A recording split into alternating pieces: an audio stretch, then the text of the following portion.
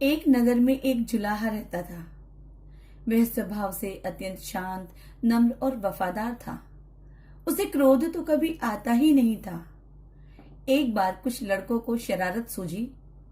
वे सब उस जुलाहे के पास यह सोचकर पहुंचे कि देखिए इसे गुस्सा कैसे नहीं आता। उनमें एक लड़का धनवान माता पिता का पुत्र था। वहां पहुंचकर वह बोला, यह साड़ी कितने की दोगे? जुलाहे ने कहा, 10 रुपए की। तब उस लड़के ने उसे चिढ़ाने के उद्देश्य से साड़ी के 2 टुकड़े कर दिए और एक टुकड़ा हाथ में लेकर बोला, मुझे पूरी साड़ी नहीं चाहिए, आधी चाहिए। इसका क्या दाम लोगे? जुलाई ने बड़ी शांति से कहा, 5 रुपए। लड़के ने उस टुकड़े के भी 2 भाग किए और दाम पूछा। जुलाहा अब भी शांत, उसने बताया, 2.5 रुपए। लड़का इसी प्रकार साड़ी के टुकड़े करता गया।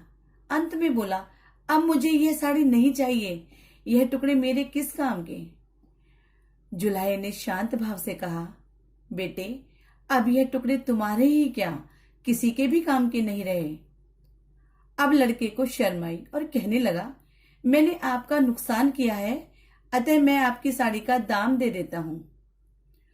जुलाहे ने कहा, जब आपने साड़ी ली ही नहीं तब मैं आपसे पैसे कैसे ले सकता हूं? लड़के का अभिमान जागा और वह कहने लगा, मैं बहुत अमीर आदमी हूं, तुम गरीब हो। मैं रुपए दे दूंगा तो मुझे कोई फर्क नहीं पड़ेगा, पर तुम यह घाटा कैसे सहोगे? और नुकसान मैंने किया है तो घाटा भी मुझे ही पूरा करना चाहिए। जुलाहे ने मुस्कुराते हुए कहा, तुम यह घाटा पूरा नहीं कर सकते। सोचो, किसान का कितना श्रम लगा तब कपास पैदा हुई। फिर मेरी स्त्री ने अपनी मेहनत से उस कपास को बुना और सूत काता। फिर मैंने उसे रंगा और बुना। इतनी मेहनत तभी सफल होती जब कोई इसे पहनता, इससे लाभ उठाता, इसका उपयोग करता। पर तुमने उसके टुकड़े टुकड़े कर डाले। रुपए से घाटा कैसे पूरा होगा? जुलाई की आवाज में आक्रोश के स्थान पर अत्यंत दया और सौम्यता थी। लड़का शर्म से पानी पानी हो गया। उसकी आंखें भर आईं और वह संत के पैरों में गिर गया।